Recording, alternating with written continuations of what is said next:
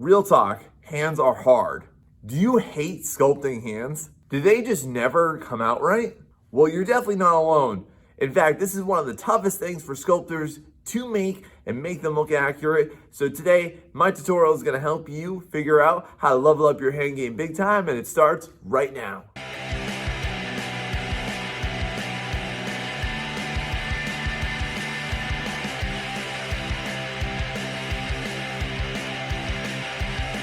Now, to start this one off, what I'm gonna do is I'm gonna show you how to start off a hand for either small applications or medium to large applications. Let's do this. All right, so the first step to making some great looking hands is to go ahead and section them off into their proportions.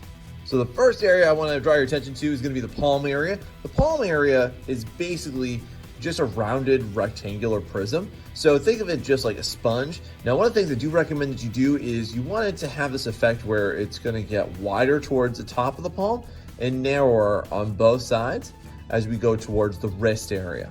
Now, as we take a look at the entirety of the fingers, what I do want you to notice is how I have sectioned them off into their individual sections where each of the phalange bones are located, or in other words, how they're individually jointed. When we take a look at all of these fingers, again, a real rookie novice mistake is going to be that all the fingers are going to be the exact same length, and you can't do this if you want it to look realistic. Your index and your ring finger are the same length. Your middle finger is the longest, and the pinky finger is of course going to be the shortest. Everybody knows that.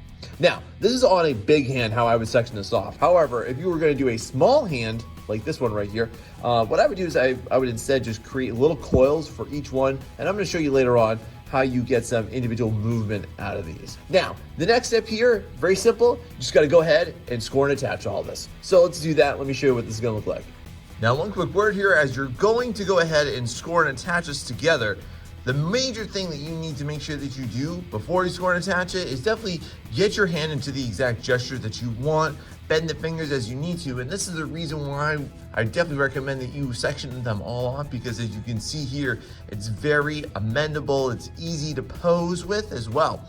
So now, if you have a really tiny hand, the easier way for you to go ahead and do this is, instead of, like I showed you all before, instead of making each individual knuckle of it, making an entire cylinder, and then what you can do is you can just use a wooden molding tool like this, and you can actually just bend it each time, and that's going to allow you to get really nice hard angles on it, because otherwise yours is going to look like noodly and tentacly rather than looking like it has a hard bony structure like this. So definitely get your hand into position in the gesture you want before you score and attach it.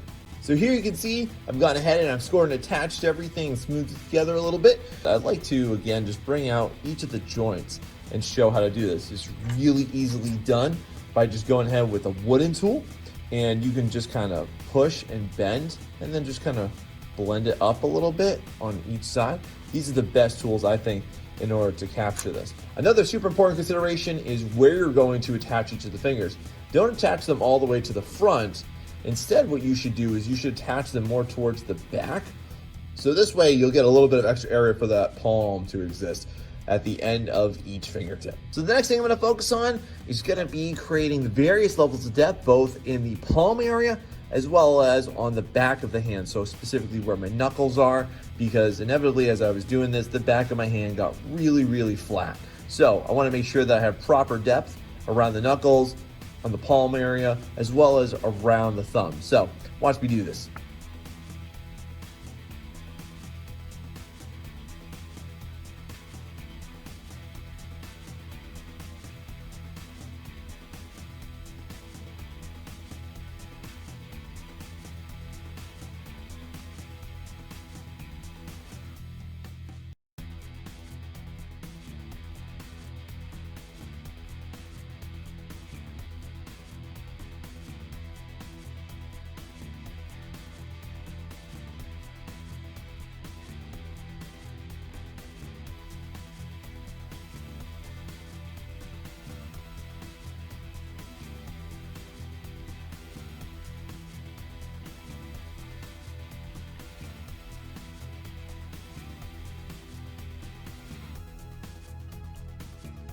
So here you can see I've added quite a bit of detail onto these just to, again, increase that level of realism to it, added on my knuckles here as well. Now, my next step is I need to also add on a little bit more onto each of the knuckles up here and up here around each of the joints for each of my fingers.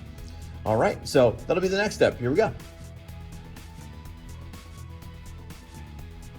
Now, as I'm doing this step, this is just involving just a little bit of clay, because again, what I want to do is I want to bring that realism into each of the joints, again, just to give it a little bit more oomph and take it away from any spidery, tentacly looking fingers, which is a pretty big risk inherent whenever you're going to create any type of hands.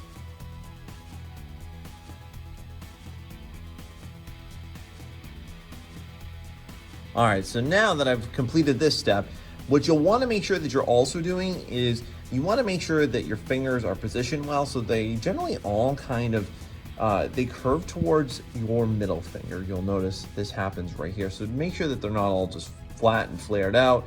If they're relaxed, you're going to be able to do this with them so that they're all going to slightly curve up. And that's an effect that I tend to like to have in my hand sculpts. It just gives it another added bit of realism. Now, the next step, I'm not gonna lie to you, it's a little bit of a pain, but y'all, we are gonna create fingernails for this. Now, if you're gonna do this on a small scale like this, this is definitely a little bit more of a pain to do.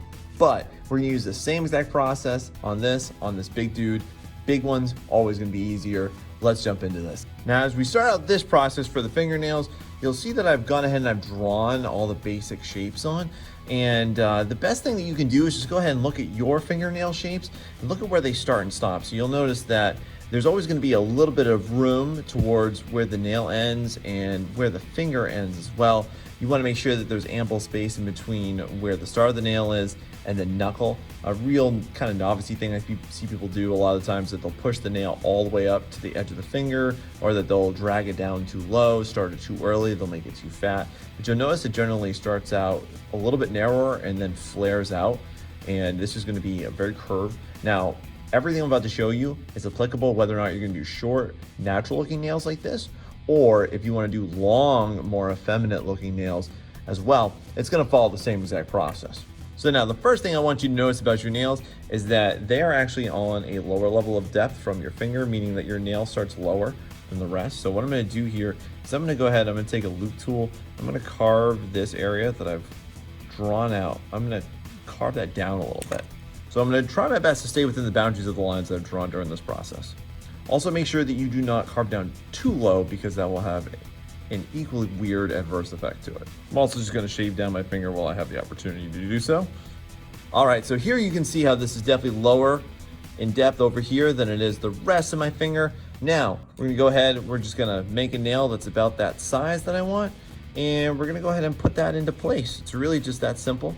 I'm going to go ahead and I'm now going to repeat this process for the rest of my nails right through here. And if I see I have a long nail like this, which I actually don't want, you'll see me just go ahead and zip that right off. So let me show you how this is going to work across all 5 of these. Here we go. Again, this is a really great time for you to go ahead and reshape fingers at this point. They might be a little dry, so you might just want to go ahead and spray them down a little bit too, just so that they're in good working clay.